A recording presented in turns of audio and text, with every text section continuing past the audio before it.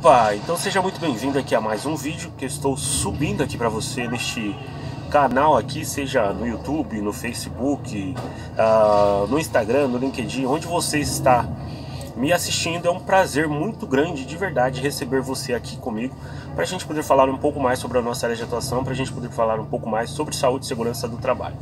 E eu quero falar com você hoje sobre riscos insignificantes dentro do programa de gerenciamento de riscos, ou riscos insignificantes dentro até do gerenciamento de riscos ocupacionais. Mas eu vou explicar para você sobre este item, né, sobre este detalhe dentro do PGR. Eu acho que fica mais fácil para você compreender.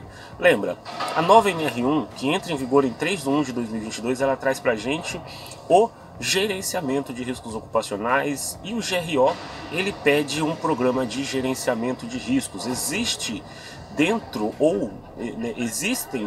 da nova NR1 procedimentos que você precisa compreender para entender o que ela está pedindo com relação ao PGR. E uma das coisas que é importante você saber é: o PGR não é o PPRA.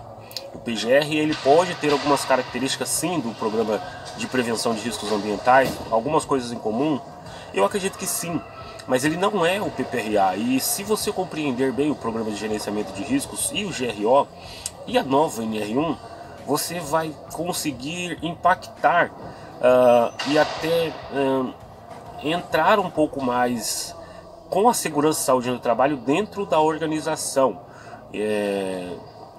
Por esses dias eu fiz 2 cursos essa semana, né? Eu fiz 2 cursos para 2 empresas de GRO e PGR em formato EAD, em formato, né, à distância.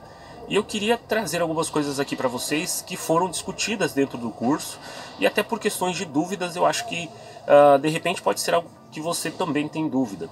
Hoje, falando sobre riscos insignificantes dentro do programa de gerenciamento de riscos. Vamos supor que, entenda, antes de eu falar isso, é importante eu deixar essa parte bem clara, tá? Quando a gente fala de PGR, não é somente avaliações quantitativas, mas eu vou dar este exemplo agora para você com avaliações quantitativas. Quando a gente fala de PGR, não é somente o profissional de segurança do trabalho que está envolvido, mas deste exemplo que eu vou te trazer, eu estou trazendo um exemplo relacionado ao profissional de segurança, tudo bem? Suponhamos que você fez uma avaliação de risco de calor, né, para poder colocar ali dentro do seu inventário de riscos e elaborar um plano de ação sobre esta avaliação quantitativa. Então você utilizou lá o anexo 3 da nova NR9, que também entra em vigor em 3/1/2022, você fez ali o IBUTG, você fez esse IBUTG relacionado aos 60 minutos, você fez a taxa, você comparou esse IBUTG com a taxa de metabolismo, e ali percebeu que aquele calor, né, aquela exposição daquele trabalhador ao calor, ela está abaixo do limite de tolerância, né? Vamos pensar que ela está um valor até ideal, né? Não está no nível de ação, não está nem chegou no nível de ação. Acho que é melhor a gente deixar assim, tá? Isto poderia ser classificado como um risco insignificante. O que seria um risco insignificante? Para a nossa legislação, nós temos nível de ação e limite de tolerância. Algumas empresas consideram riscos insignificantes os riscos ambientais, né, agora chamado pela nova NR1 de riscos ocupacionais. Eles são, para algumas empresas, aqueles riscos que estão abaixo do nível de ação. Eles nem chegaram no limite de tolerância e muito menos no nível de ação. E muitas empresas desconsideram estes riscos nos seus documentos. E agora, com o programa de gerenciamento de riscos, que também é um documento de prevenção de gestão, muitas empresas irão fazer isso. E aí, a pergunta exatamente que me foi enviada foi isso: Ederson, devo colocar riscos insignificantes dentro do meu programa de gerenciamento de riscos? E essa é uma pergunta muito boa, né?